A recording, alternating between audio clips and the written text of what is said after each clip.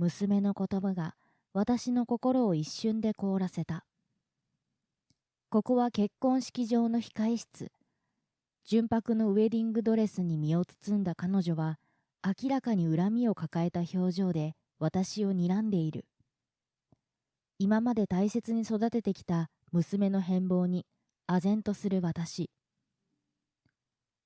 本来なら、ここは花嫁が母親に感謝の気持ちを伝える感動的なシーンになるのだろう。しかし現実は想像とははるかにかけ離れた氷のように冷たい感情に包まれた空間だった。私たちは正真正銘の親子だ。決して偽物ではない。ただ、周りと違うところは、私は娘を産んでいないこと。そう、私たちは養子縁組で結ばれた親子。だけど私は今までそんなことを気にしたことはみじんもなく、私たちは強い絆で結ばれていると信じていた。偽物という言葉にショックを受けて動揺する私だったが、娘がそう望むのならば仕方がない。私は娘に従うことにした。わかったわ。こうして私は一人、控室で式が終わるのを待っていた。すると突然、扉の向こうが騒がしくなり、複数の足音が聞こえてきた。何事だと控室から顔を出すと、顔を真っ青にした式場のスタッフたちが慌てふためき、忙しそうに場内を走り回っている。その傍らで泣き崩れる娘。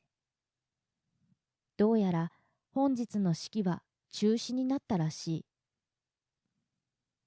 花嫁側の参列者たちも驚きや不安を隠しきれず、場内はパニック状態。誰もがこの状況を理解できずにいた。しかし、それを陰で見てほくそ笑む一人の女性。幸せなはずの結婚式は、ある人物により粉々に打ち砕かれていくのであった。私の名前は夏江。夫の京介と娘ののぞみとの三人暮らしだ。夫は高校の同級生で、卒業してからも交際は続き、私たちは24歳で結婚した。共働きのため、家事や子育ては分担し、休日は家族の時間を大切にする。穏やかな結婚生活を送っている私たちは、近所ではおしどり夫婦として有名である。そして娘は19歳。彼女と私たち夫婦の出会いは、通常とは異なり、まるでドラマのようなものだった。それは13年前まで遡る。夫と私が結婚した年齢は比較的若く、まだ周りは独身ばかりで、学生や社会人としての生活を謳歌している友人の方が多かった。しかし、私の幼少期からの夢は、大家族の母になること。兄弟が多く、賑やかな家庭で育った末っ子の私は、子供たちに無限の愛情を注いでくれる母を尊敬し、憧れを抱いていた。いつか私も大好きなママのような母親になりたい。当時の夫も私の夢に共感してくれて、私たちは迷いなく結婚の道を選んだ。ところが、30歳になっても子供に恵まれず、不妊治療を視野に入れた私たちは、思い切って産婦人科の扉を叩いた。そこで医師から予想だにしていない衝撃的な事実を告げられた。検査後の診断で子宮内網膜を患っていると言われたのだ。思い起こせば、たびたび下腹部痛に悩まされていた私。だけどそれは女性なら誰しもが経験する月経痛だと思い込んでいた。さらに子宮筋腫も発見された。筋腫はそれほど大きいものではなく、経過観察という診断結果にとどまったが、問題は内膜症だった。それが私の不妊の一番大きな原因だと考えられる。幸いなことに卵巣に病変は見つからず、まだ妊娠できる可能性はあったので、薬物療法と並行しながら不妊治療を進めることにした。落ち込まなくたって大丈夫だよ。それに不妊の原因が分かってよかったじゃないか。これからは治療をしながら焦らずゆっくり妊活をしていこう。不妊の原因が自分にあることを知り、ショックを隠しきれない私に夫は優しく寄り添ってくれた。そうだ。原因が分かったのだから改善の余地はある。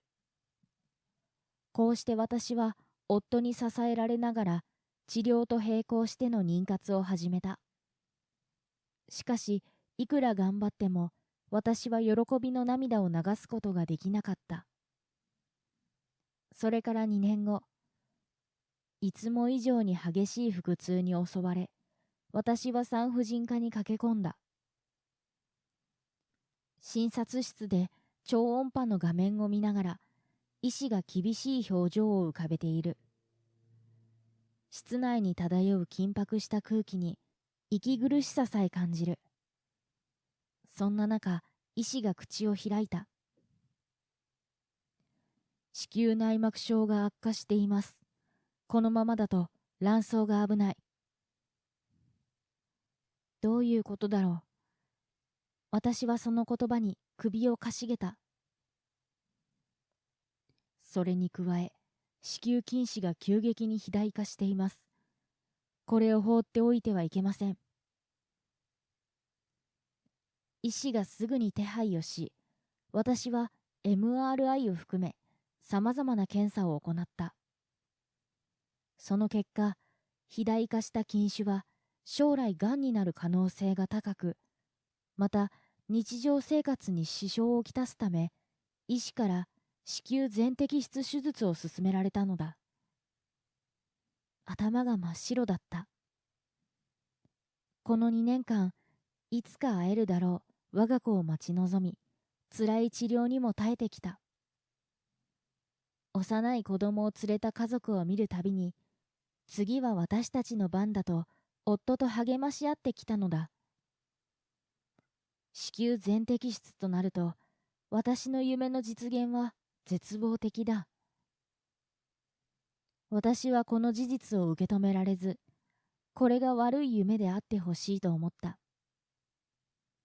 魂が抜かれたように無心になった私は、その後どうやって帰宅したかも覚えていない。その夜、夫に検査結果を報告した私は、感情のコントロールができなくなった。まるで張り詰めていた糸が切れたように、涙が止めどなくあふれ出して、ただひたすら無言で号泣した。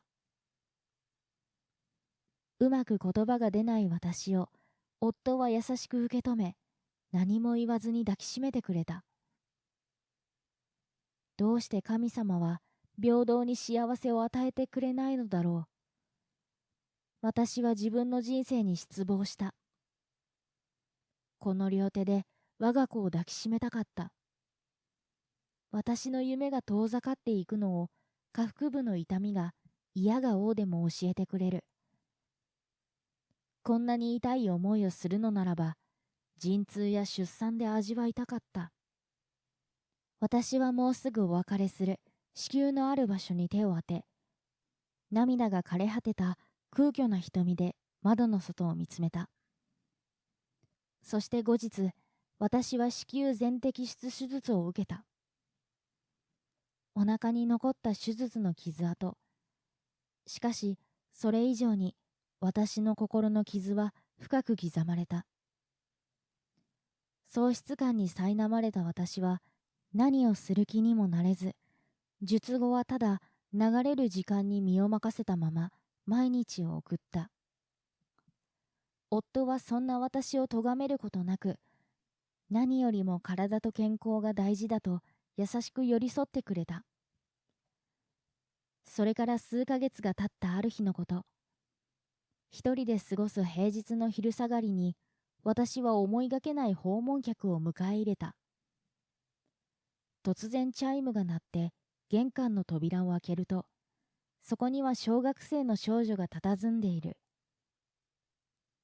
全く面識もない少女の訪問に戸惑いながら用件を尋ねると、その少女はとんでもないことを口にしたのだ。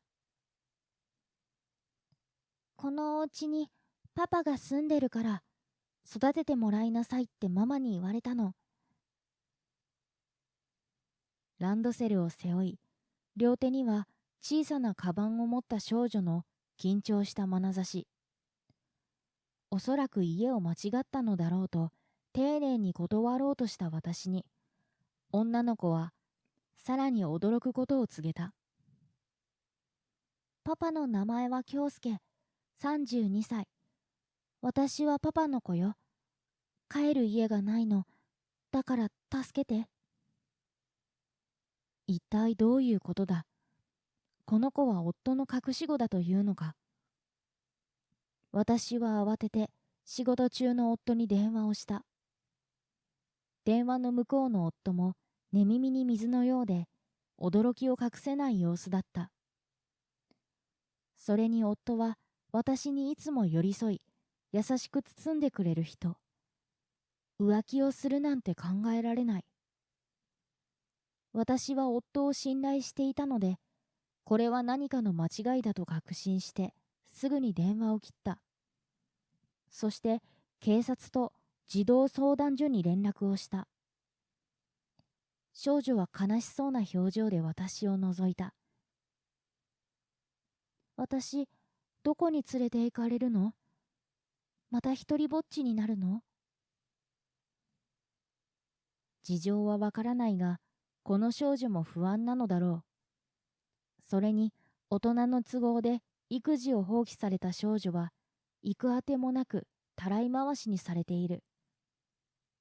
しかし、これ以上彼女の事情を知ってしまえば、おそらく私の性格上、この子に感情移入してしまう。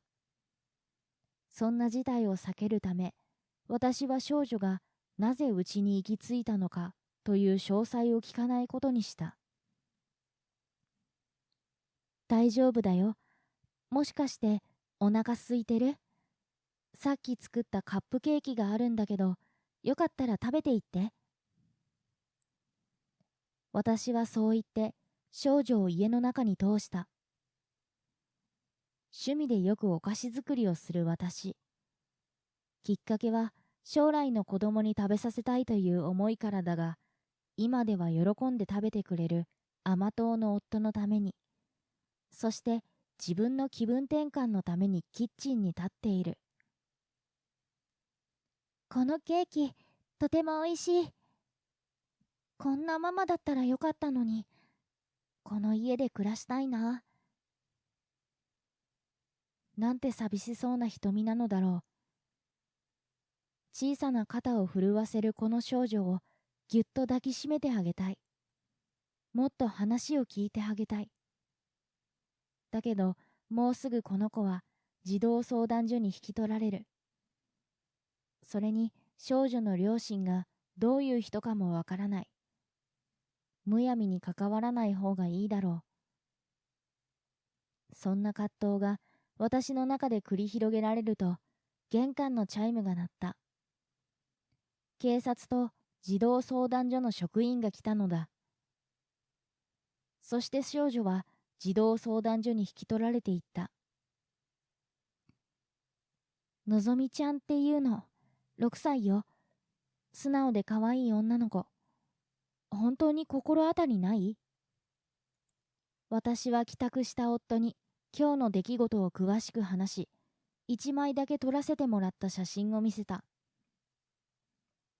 いいや、友達や親戚の子でもなさそうだし、それに、俺がパパだって。慌てふためく夫の姿に、私は思わず笑ってしまった。これは何かの間違いだ。あの子のことはもう忘れよう。そのうち私の記憶からも消えていくだろう。私はこうして眠りにつき、目まぐるしい一日が終わった。しかし翌日、心のどこかでまたあの少女が来てくれるのではないかと、お菓子を作りながら待っている私がいた。もちろん彼女は来ない。私はなぜか手作りのお菓子を無邪気な笑顔で食べてくれたあの少女を忘れることができなかったのだ。なんだかいても立ってもいられないほど胸がざわつき、私は家を飛び出した。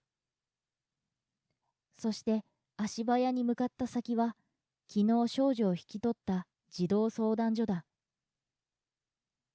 たまたま対応してくれた職員が昨日うちに来た方だったので、少女が児童養護施設に引き渡されたことだけは教えてもらえた。だがそれ以上の詳細は教えてもらえず、どの施設に入居したかまではわからない。私は自宅から近い児童養護施設を片っ端から訪ねたが、すべて関係者以外立ち入り禁止で、面会すら許されなかった。あの子は元気でやっているのだろうか。ちゃんとご飯は食べているのだろうか。こんなママだったらよかったのに。あの寂しげな瞳が忘れられない。できることならあの子を救ってあげたい。次に私は近隣の小学校の下校時間に合わせて彼女を探した。絶対会えると信じながら毎日探し続けた。そして1週間後、私はついに少女を発見した。一人で下を向いて歩いている。長い髪に赤いランドセル。確かにあの時の少女だ。私はゆっくり少女に歩み寄った。顔を上げた少女は私と目が合うと力なく笑った。私が話しかけると徐々に安心したような笑顔に変わっていく。その笑顔を見て私は決心した。絶対にこの子を守ってあげよう。さらに彼女は施設では仲間外れにされ、一人ぼっちで辛い生活を強いられていた。両親はきっと理由があってこの子を手放したのだろう。でもこの少女にとって大切なのは家族の愛。きっとこれは運命だ。私は早速少女と養子縁組をして我が家へ迎え入れたいと夫に相談した。子供を授かれなかった私たち。少女はきっと私たちを選んできてくれたのだ。家族になるために。私の申し出に対して夫はしばらく考えた後、ゆっくりとうなずいた。翌日、私たちは少女のいる児童養護施設を訪れ、養子になるために必要な手続きを教えてもらった。その後、研修に参加し、さまざまな条件をクリアして、晴れて少女と家族になったのだ。ママ、パパ、ありがとう。私はけなげに笑う娘を強く抱きしめた。小さくて柔らかな体。この初めての感触に思わず涙があふれた。どんなことがあっても私たちはこの子を守る。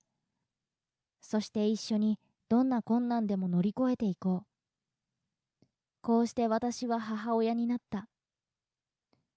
正真正銘の家族として強い絆を築き上げ、共に歩んできた私たち。気がつけばもう13年の年月が経っていた。あんなに小さかった娘は19歳になり、現在保育士や幼稚園教諭の資格が取れる短大に通っている。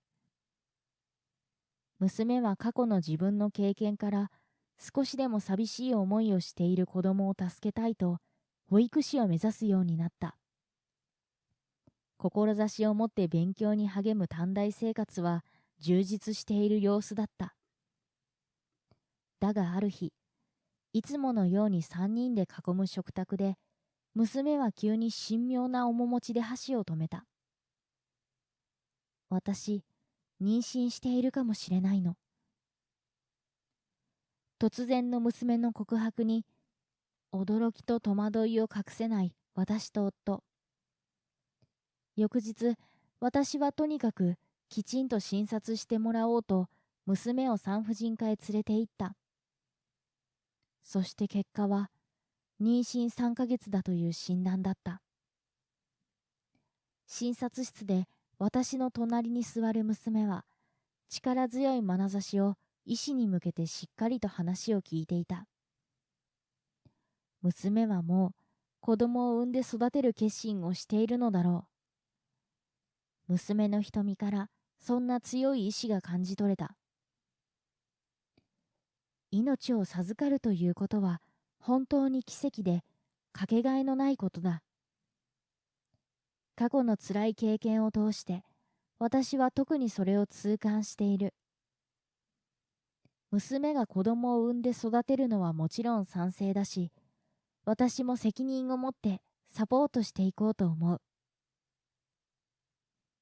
もう孫の顔が見れるなんて、お母さんは幸せ者だわ。ますます賑やかになるわね。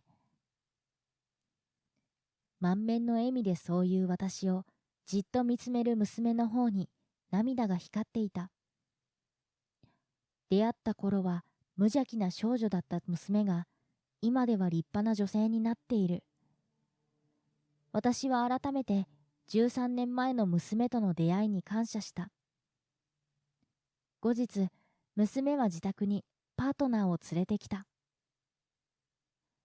29歳で IT 関連の仕事をしているという彼は、人と話すことが苦手なのか、口数が少なかった。たまに発する言葉にも、なぜかあまり重みや温かみを感じられない。そんな彼に対して少し不安を覚えたが、彼女を大切にしますという言葉を信じて、私と夫は二人を祝福した。二人の結婚はトントン拍子に進み、お腹が大きくなる前に、結婚式がしたいという娘の希望ですぐに挙式に向けた段取りが始まった。そんな急に式場を予約できるはずもないし、二人はまだ若い。先に入籍だけ済ませ、出産を終えて落ち着いてから結婚式をすればいいのではないかと私たちはアドバイスした。だが二人は聞く耳を持たず、着々と式の準備を進めていったのだ。なぜそんなに焦るのだろう。私たちのことだから関係ないでしょ。黙ってて。私が少しでも口を挟むと、まるで狂犬のように噛みついてくる娘。妊娠と式の準備で気持ちに余裕がないのだろうか。娘の私に対する態度が次第にきつくなっていった。しばらくすると、娘は婚約者と同居することになり、家から出て行った。私の電話やメールにも返答はなく、たまに荷物を取りに帰宅しても、私と顔を合わせようとしない。話しかけてもそっけない返事一言で、娘の気持ちが全くわからない。どうやら私を避けているようだ。私はそんな娘がとても心配だった。のぞみから連絡があって、彼の友人が働いている結婚式場でキャンセルが出たらしい。無理言ってその日に予約を入れてもらったそうだ。娘は大事な連絡はすべて夫にしているようだ。私は素直に喜べずにいたが、時が経てばまた以前のような仲良し親子に戻れるだろうと信じ、今はぐっとこらえることにした。それから二人は慌てて親戚に招待状を送り、異例の1ヶ月後に挙式することになった。準備が間に合うのか心配だったが、これも2人で決めたことだ。私たちは黙って見守ることにした。そして、あっという間にやってきた結婚式当日。私は黒留袖に身を包み、花嫁用控室の扉の前で娘の支度が整うのを待っていた。もともと目鼻立ちが整った子だ。きっと素敵な花嫁姿を見せてくれるに違いない。式場のスタッフからベールダウンなどの説明を受けていると、控室の扉が開いた。そこには息を飲むほど美しいウェディングドレス姿の娘が緊張した面持ちで立っていた。スタッフの気配りで私と娘は二人きりの時間を過ごすことになり、私は思わず声を弾ませた。のぞみ、本当に綺麗ね。おめでとう。感極まった私の言葉にかぶさるように、娘も口を開いた。なんで来たの？招待した覚えないんだけど。その瞬間、時間が止まったように沈黙が流れた。怒りと同時に憎しみすら感じ取れる表情をした娘は、唖然としている私に向かって容赦なく続けた。育ててもらったことはありがたいけど、もうこれであんたとの関係は終わり。偽物の親は帰って。もう二度と私たちの幸せをぶち壊さないで。本来なら、ここは母親に感謝の気持ちを伝えるシーンだろう。もちろん感謝の言葉なんて期待していたわけではないが、あまりにも想定外の展開に、私は動揺を隠しきれなかった。偽物ってどういうことかしら。私たちは親子よ。今までそうやって過ごしてきたでしょ。それに、幸せを壊さないでってどういう意味？空気が次第に張り詰めていく。どれだけ私が訴えても、娘の瞳は曇ったままだ。この泥棒猫、私はあんたみたいな母親にはならないから。あんたとはこれでもうおしまいよ。娘は何か勘違いしているに違いない。結婚が決まって以降、娘に何があったのだろうか。誤解を解きたかったが、これ以上反論しても、娘との距離が縮まることはないだろう。今は結婚式が無事に執り行われることを優先的に考えるべきだ。わかったわ。あなたが望むなら、挙式中はお父さんと控室で待っているわね。私はそう言って、夫と婚約者が待つ親族控室に向かおうとした。その時、娘が冷たく言い放った。パパはいいの。本当の父親だから。偽物の親であるあなたにベールダウンをしてもらうつもりはないから、あなただけ控室で待っていて。すると、扉をノックする音が聞こえ、スタッフが控室に入ってきた。挙式の開始時間のようだ。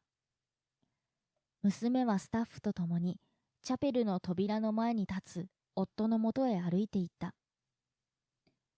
私は一人立ち尽くした。扉の向こうで何も知らない夫の嬉しそうな声が聞こえる。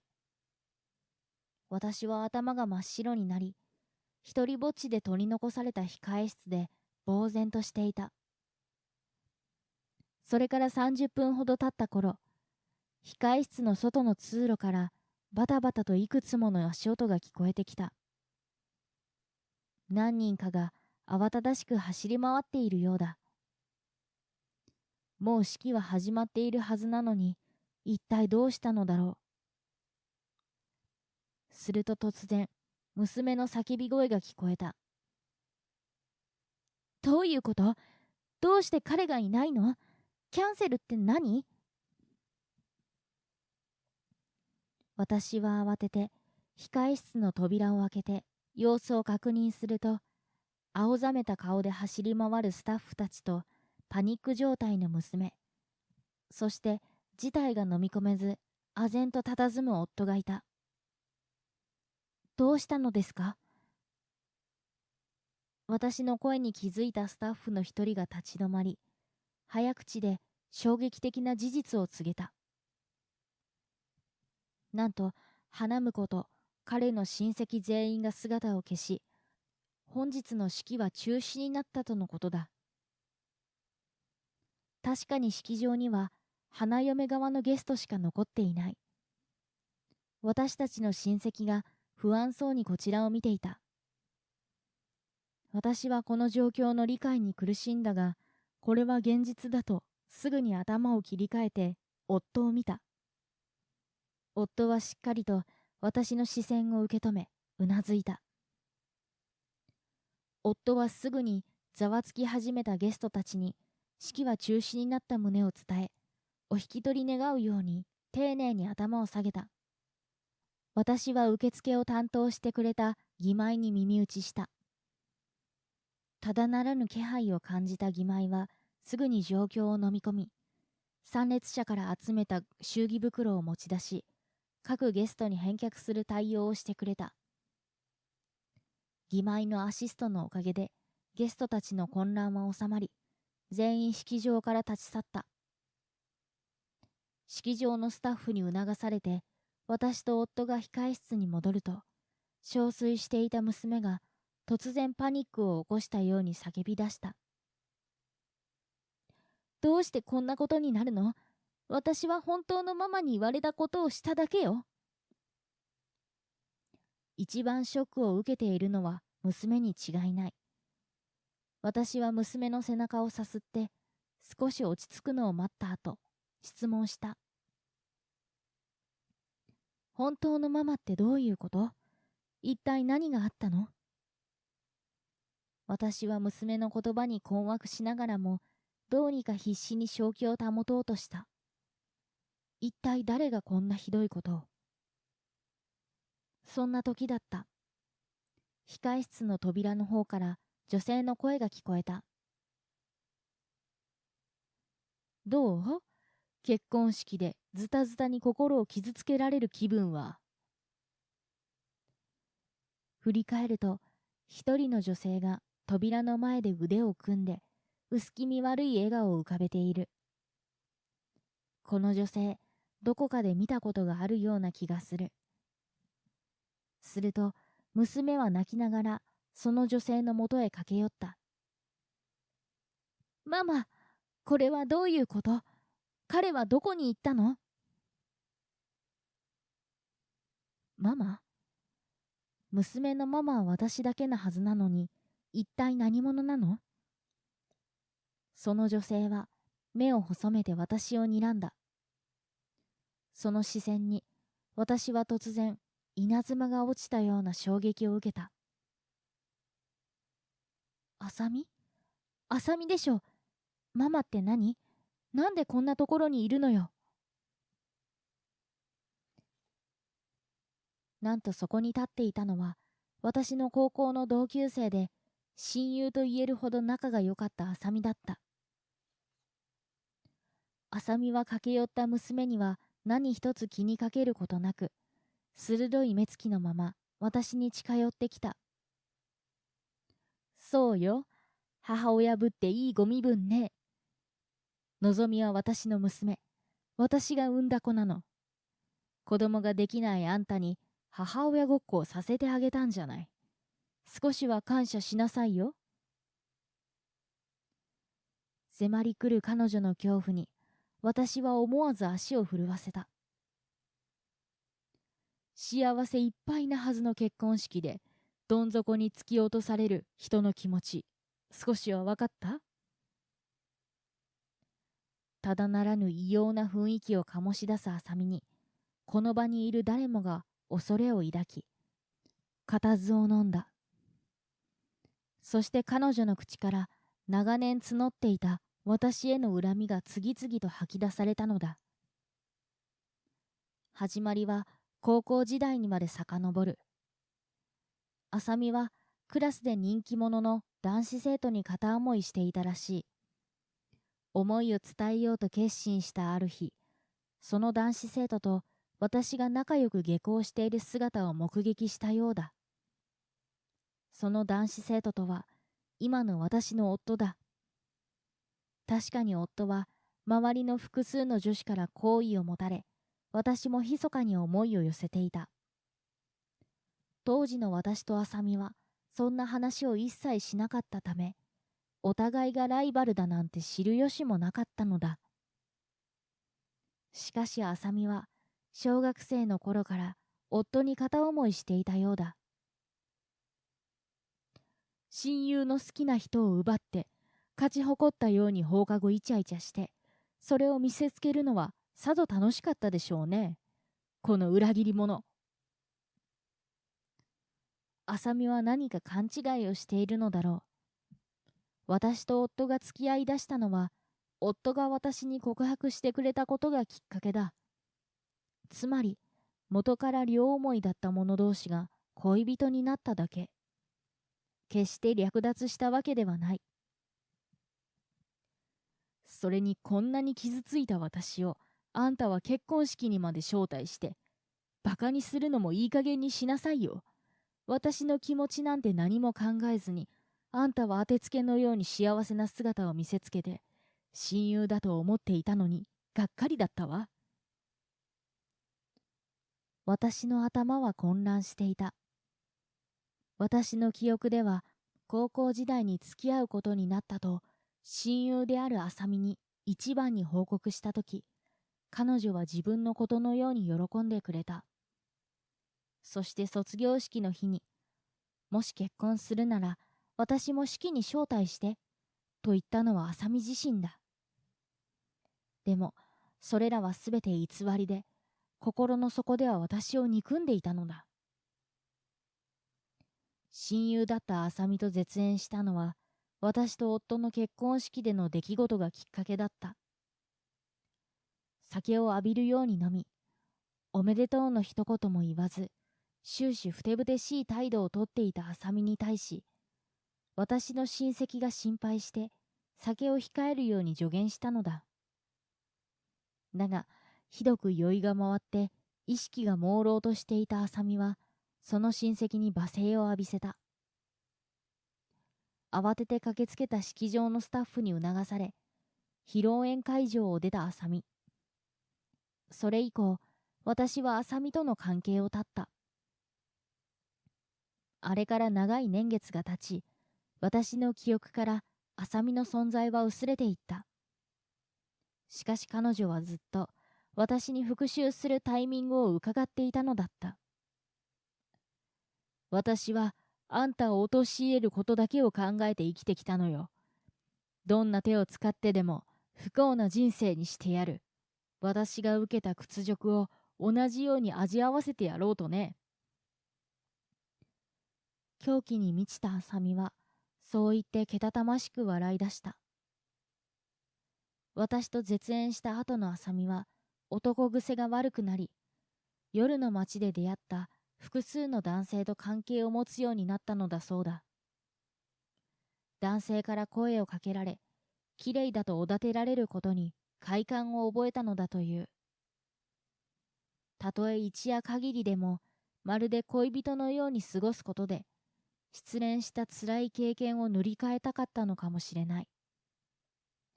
そのようにすさんだ生活を送る中、浅見の妊娠が発覚した。関係を持った男性一人一人に妊娠を報告したが、誰一人自分の子だとは認めず、全員と音信不通になって、浅見は一人で産むことになった。その時の子がのぞみよ。一人ぼっちの私は娘が可愛くて、まさに私の希望だった。娘を一生守ろうと決意したの。でも、思った以上に子育てって大変で、やっぱり男と遊んでる方が楽だったわ。タガが外れた浅見は、娘を家に置いて、頻繁に男遊びやギャンブルに出かけるようになった。そんなある日、浅見は駅で偶然夫の姿を目撃したようだ。運命だと思ったわ。神様がやっと私にチャンスをくれたんだと。それから私は毎日京介に会いに行ったの。夫のストーカーと化した浅見は、夫はもちろん私のことまで徹底的に調べ上げた。治療で産婦人科に通う私の背後をずっと尾行していたそうだ。そして私が子宮摘出手術を受けたことを知った。ざまあ見ろって思ったわ。子供欲しかったんでしょ。だから私の子供を貸してあげたのよ。ちょっとは母親ごっこをさせてやろうと思ってね。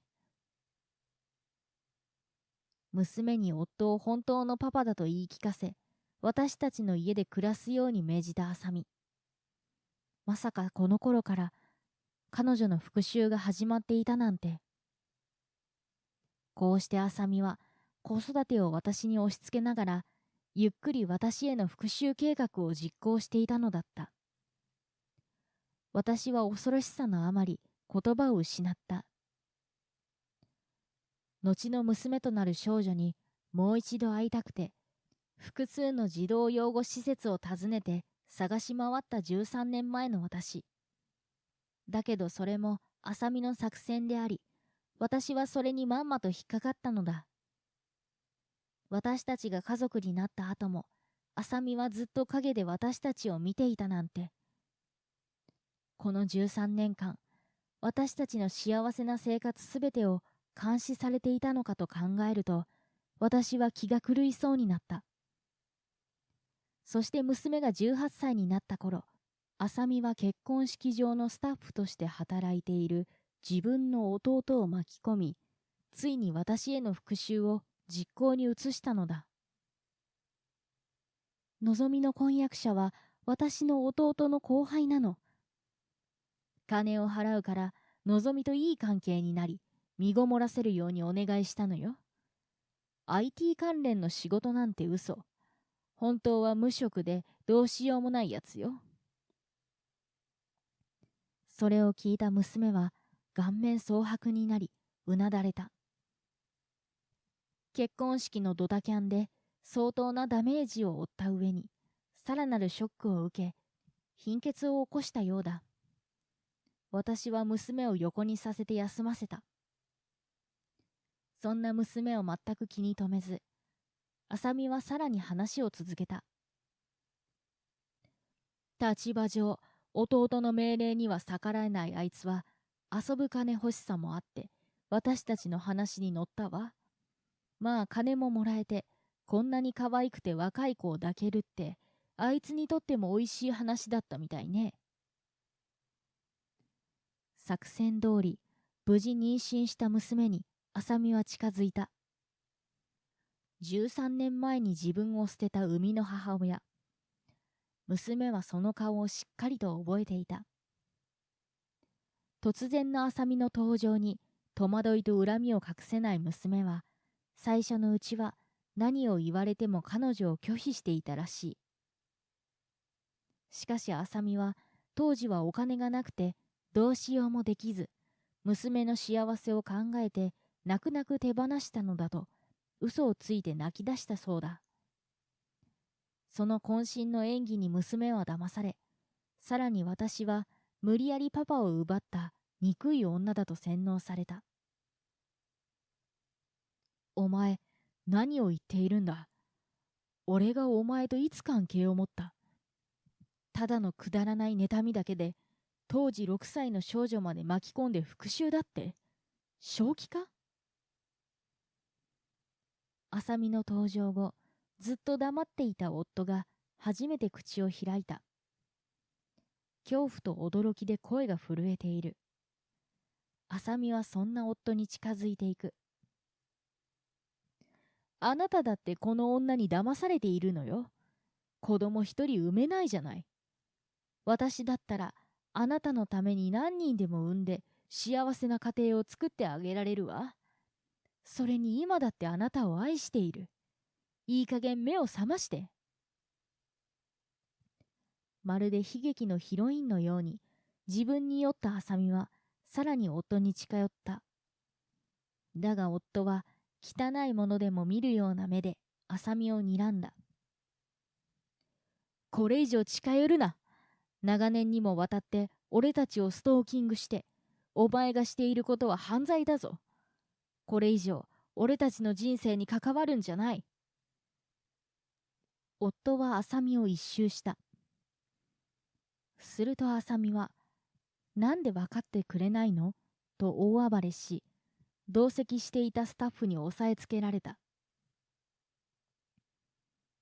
私は母親から捨てられ、さらに復讐の道具にされ、生活をずっと監視されていたなんて。その上、幸せを手に入れたと思った途端壊された。私はこれからどうやって生きていけばいいの？一番ショックを受けているのは他の誰でもなく娘だ。控室中に娘の泣き声が響いていた。何を言っているの？私たちは家族でしょ？あなたもお腹の中の赤ちゃんも私の大切な家族よ。これからもずっと一緒よ。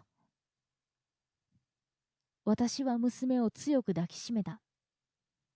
その時、控室に入ってきた浅見の弟がいきなり請求書を私たちに突きつけた。お門違いにも程があるが、式のキャンセル料を全額請求してきたのだ。夫はその態度に激怒して、すごい剣幕で彼に詰め寄り、花婿を呼び戻すように命令した。弟の連絡により、近くで待機していた花婿はすぐにやってきた。夫は花婿の胸ぐらをつかみ、安易な目的で娘を妊娠させたことに怒りをぶつけた。それから浅見と花婿に式場のキャンセル料を全額負担するよう命じた。無職の彼にとってはとてもじゃないが払うことができない金額のため、なんとか逃れようとして自分も被害者だと主張する花婿。それどころか、最初は金目当てだったが、今は本当に愛している、と娘に復縁を申し出る始末だ。しかし実母には二度も裏切られ、将来を約束した花婿には逃げられ、組織ぐるみで騙された娘は人間不信に陥り、誰の言葉も受け入れられない状態になっていた。本当に愛しているなら、大切に思うなら、自分は犠牲になっても娘を守るべきだ。先輩に逆らってでも、こんな馬鹿げた計画をぶち壊すべきだっただろう。何が彼女を一生大切にしますだ。このろくでなし男。夫の言葉で下を向く花婿。これ以上お前たちと話しても無意味だ。ここにはこれだけの目撃者と多数の防犯カメラがある。俺の言いたいことがわかるか？証拠が揃っているんだ。浅見とその弟、そして花婿の顔色が次第に青ざめていく。式のキャンセル料はもちろん、長年にわたって繰り返されたストーカー行為。おまけに、娘を騙してはらませ、さらに結婚詐欺まで仕掛けたお前たちを訴えさせてもらうからな。二度と俺たちに近づくな。一瞬静まり返る控室。これで私たちの戦いは終わったかに思えた。だが、再び薄気味悪い笑みを浮かべた浅見は、何かに取りつかれたように私に向かって歩き出した。あんたなんていなければ、あんたが私の人生を台無しにしたのよ。私から大事な夫も娘も奪って、あんただけ幸せになってるんじゃないわよ。座った目で私を睨みつけたその瞬間、ポケットから折りたたみナイフを取り出し、浅見は勢いよく私に飛びかかった。私は思わず目を閉じた。何するのよ、話しなさいよ。恐る恐る目を開くと、彼女の弟を含めた複数のスタッフが浅見を押さえつけている。私はもう我慢の限界だった。浅見、いい加減目を覚ましなさいよ。あなたのくだらない妬みで、どれだけの人に迷惑をかけているか考えなさい。被害妄想ばかり膨らんで、自分は悲劇のヒロインのつもり？そんなに大事な娘なら、なんで手放すのよ。どうしてこんな辛い思いをさせるのよ。そんなに京介が好きならば、正々堂々と私と戦いなさいよ。ついに募った不満が爆発し、私は浅見に向かって叫んだ。こんな陰湿な復讐ばかり考えて、不幸にしているのは自分自身でしょ。幸せは奪うものじゃなく、自分で作り上げていくものよ。私は今ある幸せを何があっても手放さない。のぞみと私は家族よ。これから先も絶対にあなたに渡さないわ。私と夫は娘を連れて式場を後にした。その後すぐに式場に複数のパトカーが到着したようだ。おそらくスタッフが呼んだのだろう。こうして波乱の一日は幕を閉じた。翌日、気持ちが落ち着いた娘は改めて私たちの前で頭を下げた。お母さん、ごめんなさい。私、どうかしてた。あんなろくでもない女を信じるなんて。私をここまで育ててくれたお母さんに、あんな態度をとってしまって、本当にごめんなさい。そんなことはどうでもいい。昔のように素直な娘が戻ってきたことが何よりも嬉しい。あんな女の血が流れているなんて。